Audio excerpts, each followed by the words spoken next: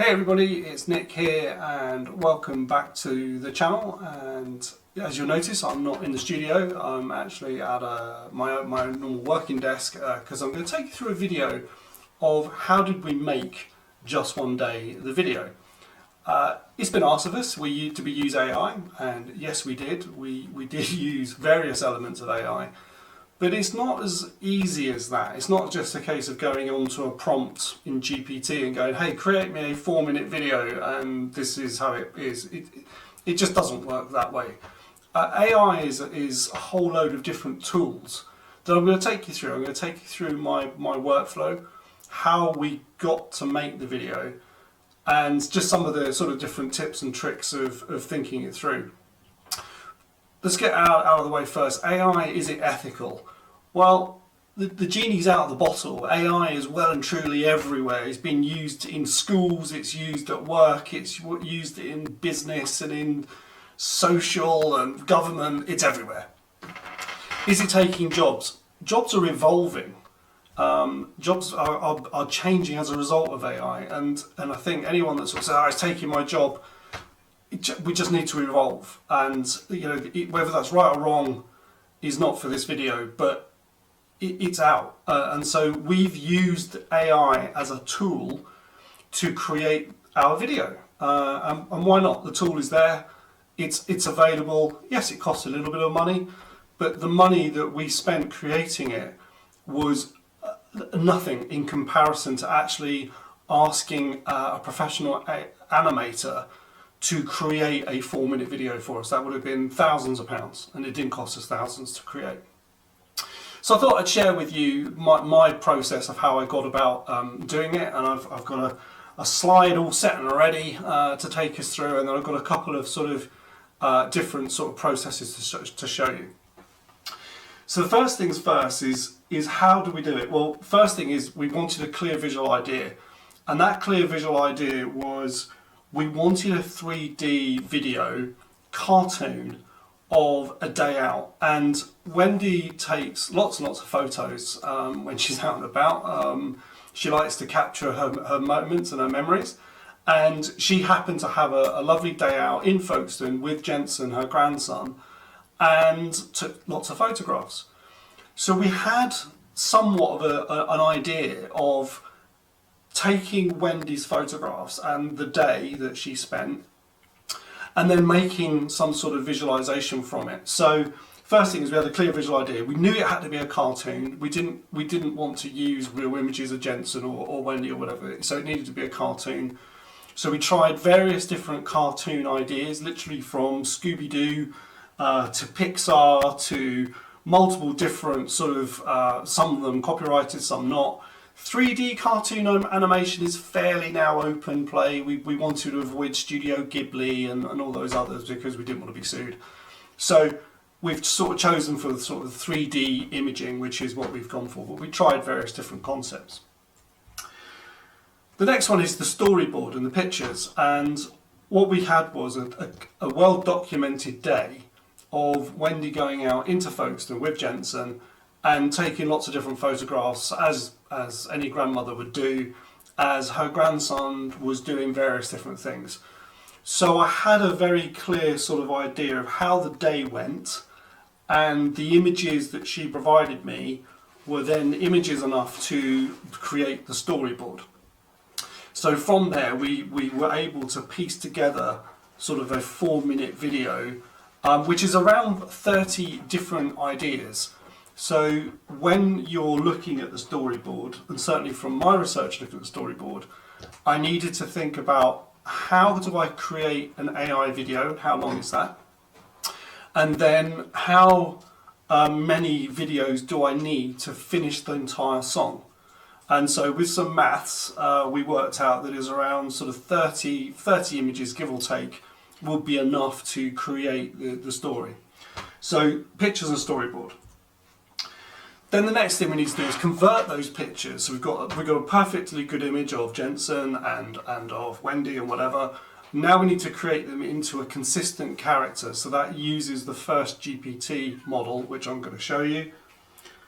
Then after that, you then plan the storyboard with the images. So as I said, we've got the storyline all laid out. So now once we're starting to create those photos of those images in 3D, we then are creating the proper storyboard like laid out. Convert the images to video. And so with that, you've got the 3D images available to you. You've created the sort of the storyboard, and now you're looking at creating the actual video themselves. And those videos need to be prompted to describe what actions or activities or visuals you want to see, and that's using one of the ByteDance image creators I'll show you in a moment. So the tools we used ChatGPT. Now I have a paid subscription to ChatGPT. I think you can do it in the free one, but you're somewhat limited to how many images you can create in a day. I have the £20 plus model, but it just means then that you have more freedom to create more images. You will eventually get shut down, but we didn't, so that was good. There are multiple different AI sort of marketplaces if you want to use them. So lots of different tool sets that are available through one aggregator. I use FAL as our aggregator. It works really well for us. It's very well laid out, and you can clearly see how the pricing works. And so we use FAL for that. And then once you've created those video images, we use a DaVinci Resolve as our video editor. And DaVinci is free, and it's an awesome video tool set. So that's how we do it. So I'm going to sort of take you through some of those things. And so the first point to start with is sort of GPT. And if I jump to the right GPT page, there we go. So you know that the video starts with sort of the mermaid beach shot of the mermaid beach shot and the seagull. So I happened to take this image at the very top. I happened to take that photograph when Wendy and I were in Folkestone 2-3 weeks ago, and absolutely loved that image. And so I thought, right, okay, I want to sort of pretty much start with that imaging. So you can say, look, take this and convert it to Pixar-style image. So Pixar's a really good sort of way of just saying 3D image. Pixar's very well known for that now. It's not particularly copyrighted. I'm sure it was, but for this purpose it's not. And then as you can see, you just kind of repeat the process. So there's one of Jensen. So we create Jensen, and there he is. And so now he's got this sort of persona laid out. And so Jensen there is being obviously playing with his toys, and he's on the beach. And there's the original image at the top there. And then as we go, Jensen's there at the top of the leas. There he is on the leas. And you can see, for example, here, it's not perfect. So you can see it's given him a hat, because in this image he's wearing a hat. But it's also hallucinated a hat, but he is wearing his hat. He's holding his hat, sorry. So you can see that AI isn't perfect. And I'm sure if I recreated the image using some other technology, it would probably remove the hat. But you can see how you sort of create these multiple different images to enable the story to come out. So the first thing we do is we take the original photographs and then we convert them into 3D images. So you can see there's their feet. Here's an image of sunflowers. There's Wendy. Didn't quite like that rendering of Wendy. Didn't think it quite looked like her. We had a better one that came out later, and so on. There's a photograph I took of the end of the harbour arm, and there's another picture I took of Folkestone harbour arm, etc., etc. There's a bandstand, etc., etc. And I particularly love this one. So there's Folkestone High Street. There's the mermaid, and so on and so forth. But my favourite, that was one of Wendy's photos when she was with Jensen, and she took a picture of the trucks doing their thing. There's that odd building on the beach, and so on. And this is my favourite. There's my mum and dad eating ice cream, which I absolutely adore. So you kind of get the idea of how that happens. So the first thing is go back to here. So convert the pictures to 3D cartoons. So we use ChatGPT for that, but you could use other tools. There's plenty of others out there now. Nano Banana by Google is very good. Just that GPT seemed to have a good handle on creating the consistent character I wanted. So then the next one is then the storyboard itself. And so what you've then got is you then end up with a whole pile of images as to how does the storyboard work. And so you've got here, there's the opening image, image 1, image 2, image 3, and so on and so forth. And over time you build them up, and actually I've run out of patience of numbering them all. I just kind of knew where they were all fitting. Some never made the cut. So for example, I was trying to get him onto a big slide and that didn't quite work. As I say, we didn't particularly like Wendy's cut there, but we liked Wendy in this image. So this was a nice one of Wendy. So this image actually is a completely fabricated one. I used 3 different images for this. I used an original image of Jensen, I used an original image of Wendy, and then I used an image of the harbour arm. And then the magic and power of AI brings those together. And then I described what I wanted. You know, I wanted Wendy to be sort of excited and watching Jensen run off in front of her.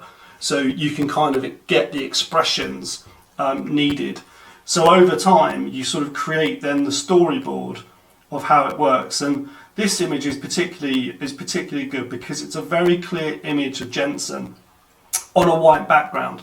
So that means that in an AI context, you could take that image and train a model to say, use this image as a reference, but now make him sad, make him excited, make him with both hands in the air, you know, whatever you want to do.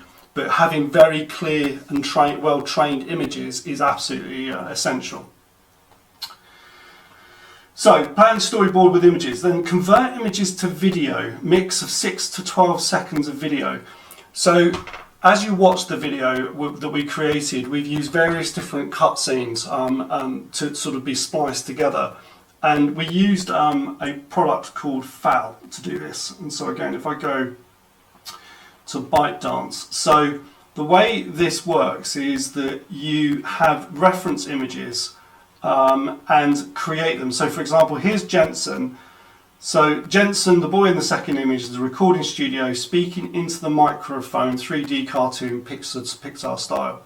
So what I'd actually done was I took 2 images. I took an original image of a microphone, and then I took an image of this particular chap. This particular chap appeared out of nowhere when we created the video first time around. And we're thinking, who the hell is he? So he's just an AI rendering. He's no one, doesn't exist. But here's Jensen, you know, talking into the microphone as he says his name in the song. So, and then finally we got there Wendy, and she's taking a selfie, and so we got takes a selfie, her arm outstretched as you do. So we got a lovely shot of her sort of panning from the arm round. So you can kind of get the idea then of how these videos are created, and this is using, as I say, ByteDance, CDance. Each second costs, I think it's around 20 cents per second. So it's not overly expensive. It does rack up, obviously, over time, but it's not as expensive as the best ones, which is at the moment VO3 by Google. Everyone's sort of working towards that, but it is very expensive for what it is. Something like $2 to $3 for 5 seconds worth. So it's significantly more expensive. And for the length of this video, I just didn't want to spend that amount of money on it. So then the final thing comes of the actual creation of the video itself. And as I said, we used DaVinci's Resolve. And this is a free program that you can literally download off the internet. It doesn't cost any money. There is a paid version of it, but the free version of this is absolutely fantastic. And what we've got here is the green file at the bottom. That's our WAV file. So that's our mastered song. And then what we've done then is we stitched these tracks together, and I'm going to turn the volume down a little bit just so that it doesn't blast out.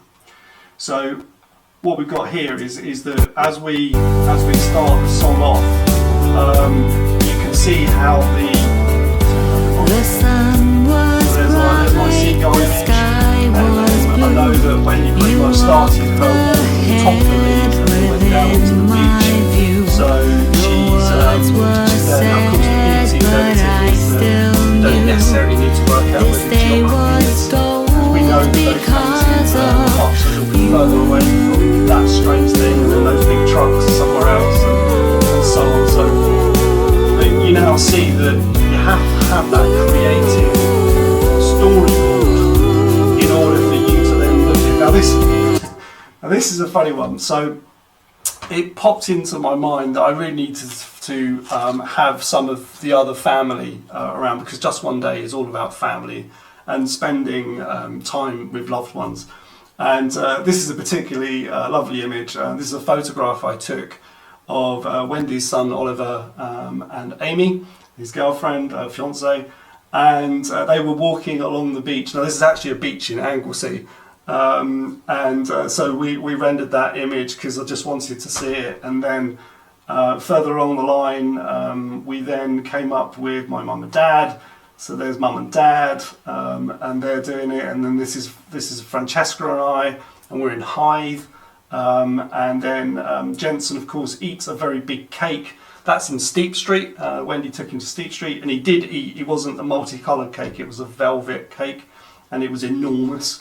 Then, of course, we couldn't have sort of missed out on having for Wendy's mum and dad who are over in Florida, so we brought them in. We gave Ray some hair, or we didn't, AI did. He doesn't have any hair, but which was quite lovely. And then finally, we wanted to make sure that Elliot and Kate with their dog was in the video, because that's his mum and dad. That's Jensen's mum and dad. So we just wanted to make sure that sort of there was a whole thing, and it was just a lovely thing that they were waving, and then Jensen was waving, so it just made the whole thing sort of, just lovely. So there you go. So that is how we made Just One Day. Overall, it took about 3 hours of AI time, my time. The actual video prep took another couple of hours after that. It's probably taken sort of 5 or 6 hours in total to sort of come up with a storyboard, marry the images against the words in the song, come up with the right sort of animations, because AI can get it horribly wrong as it misinterprets what you're asking the artist in the prompt. But yeah, about 3 hours of AI time it took, with you sort of working with the AI modelling to give you the right responses. Love it or hate it, AI is here to make our lives better, apparently, but this is what a tool set. So I hope you really enjoyed that. Thank you for watching, and yeah, see you soon.